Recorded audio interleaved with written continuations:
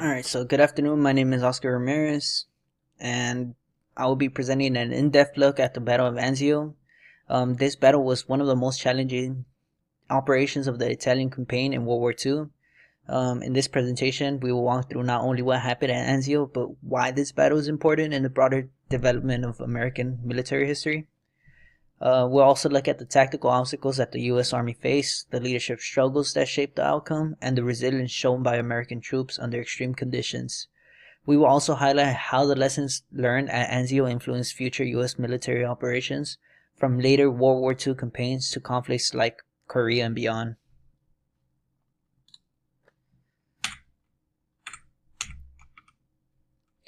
So, this is a quick overview of what we will be covering, which includes strategic background, Operation Shingo, tactical challenges, American leadership, U.S. troop experience and resilience, turning points, impact on American military history, the conclusion, and references. The goal is not just to describe what happened during the Battle of Anzio, but to put it in context. This battle provides a window into the evolution of American operational thinking, leadership expectations, and coalition warfare. As I move through these topics, I will connect each point to the wider American military experience, showing how the events of Anzio, the Battle of Anzio, influenced both the immediate wartime strategy and long-term U.S. doctrine.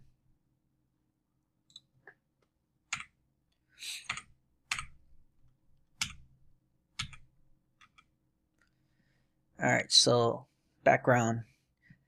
At this point of the war, the U.S. military was transitioning from limited engagement in North Africa to sustained large-scale combat on the European mainland.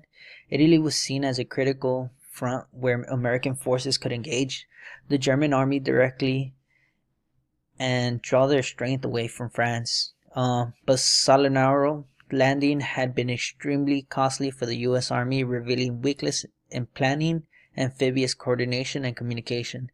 As a result, American commanders wanted a new approach, one that would avoid another frontal assault on fortified German lands. This desire for innovation and adaptation is a major theme in American military history, and the Battle of Anzio became a testing ground for it.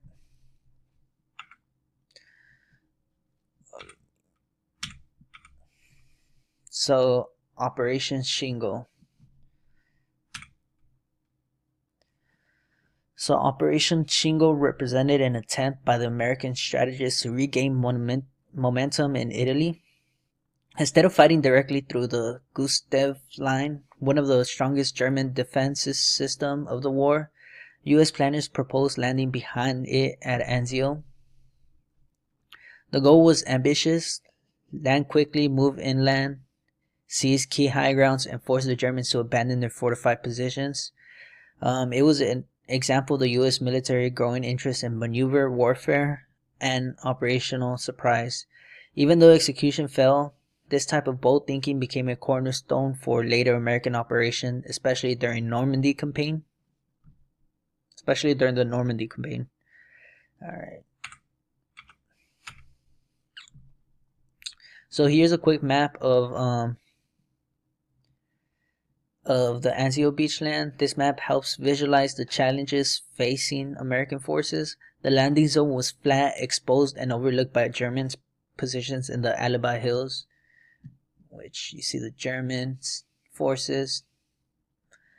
While the beachhead itself was captured without difficulty, the terrain made further movement extremely dangerous. This layout essentially turned the battlefield into a bowl with American forces stuck in the low ground under constant observation. Understanding this geography is key to understanding why the Battle of Anzio became such a prolonged and costly operation. As you can see, the bow.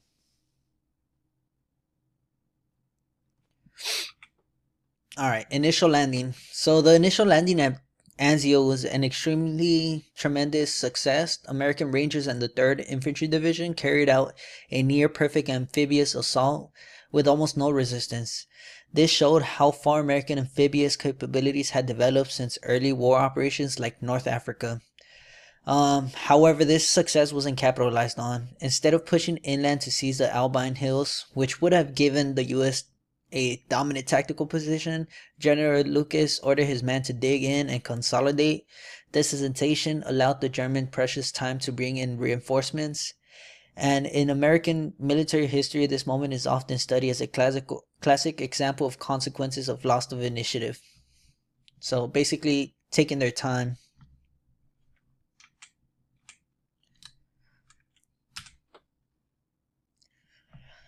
So, tactical challenges at Anzio. Once German forces arrived in strength, the tactical situation became extremely difficult. The flat farmland around Anzio left American troops exposed to constant artillery. German guns, including long-range railway artillery, pounded the beachhead day and night. Movement was nearly impossible, especially in heavy winter muds. Supply convoys were frequently targeted, and any attempt to maneuver outside the trenches brought immediate fire.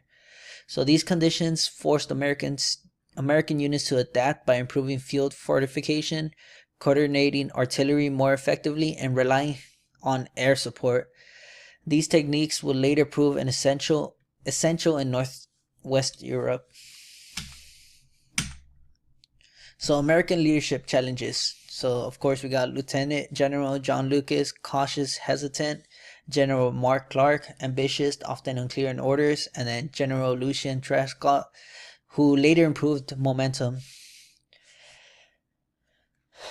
The leadership dynamic at Anzio is one of the most important case studies in U.S. Army history. General Lucas, who led the 6th Corps, believed that he needed to build a strong defensive base before advancing. Mark Clark, on the other hand, expected Lucas to strike inland immediately, but failed to make the expectation explicit. So this disconnect reflects a broader challenge of the American Army that the American Army faced in World War II, developing clear command relationships and ensuring unity of effort. When Truscott replaced Lucas, his aggressive leadership style helped restore momentum. His actions showed the importance of adaptability, decisive command, and clear communication, which his qualities were that later became essential American military doctrine.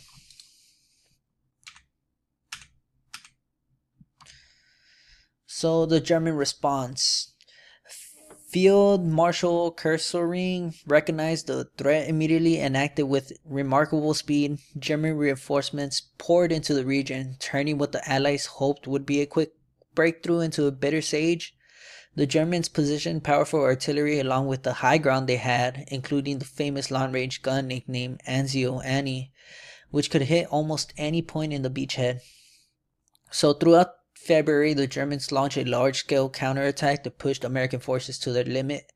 The fact that the U.S.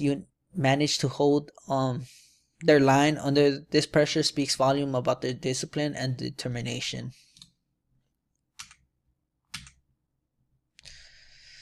American resilience. So despite facing overwhelming firepower and some of the harshest battlefield conditions of the Italian campaign, American units demonstrated remarkable resilience.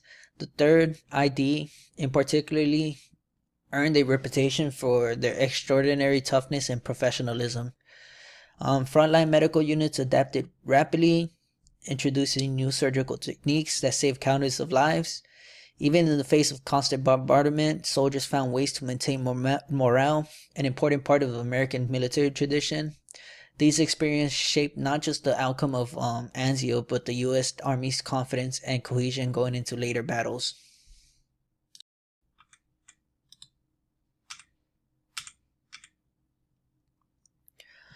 So, turning points.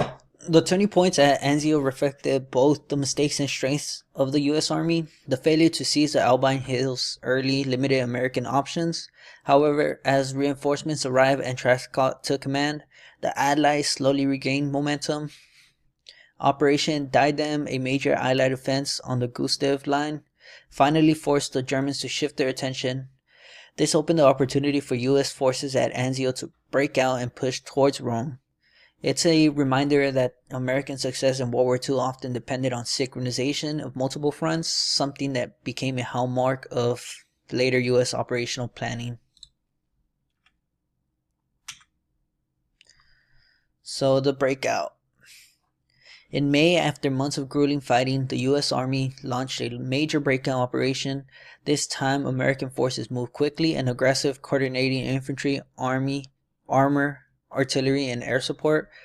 Once the German defense cracked, they retreated rapidly. The liberation of Rome on June 4th, 1944, just 2 days before D-Day, was symbolically important. It represented the first Axis capital taken by the Allies and demonstrated the American forces could overcome even the toughest operational challenges.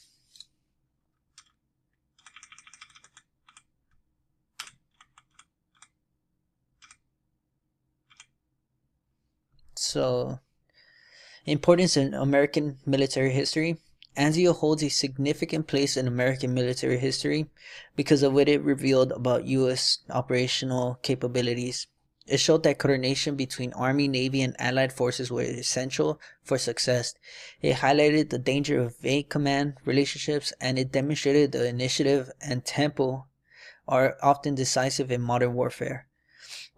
So after the war, the U.S. Army studied Anzio extensively, and the lessons influenced not only later World War II campaigns, such as Normandy and the push into Germany, but also American strategy in Korea and even Vietnam. So more recently, U.S. military doctrine, especially concepts like rapid deployment, combined armed maneuvers, and mission command, reflects the lessons first learned at places like Anzio.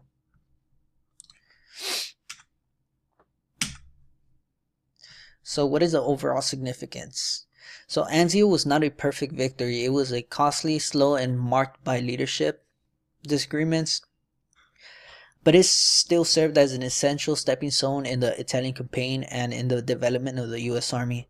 The battle tested American units under some of the worst conditions of the war, and their endurance became part of the legacy of World War II veterans. So more broadly, Anzio helped shape the American approach to operational art, balancing maneuvering, firepower, leadership, and joint operations. So in conclusion, the Battle of Anzio was a complex operation that combined strategic ambition with real leadership challenges and tactical difficulties. Despite its flaws, it demonstrated how adaptability and resiliency, how adaptable and resilient the U.S. Army had become by 1944. The lessons learned at Anzio continue to influence American military, though throughout, and specifically in doctrine as well. Ultimately, it stands as an important example of how the U.S. military grows through adversity, an idea that is central to the American military experience.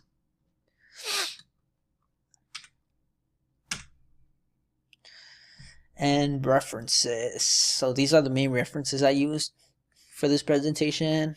Thank you all for listening.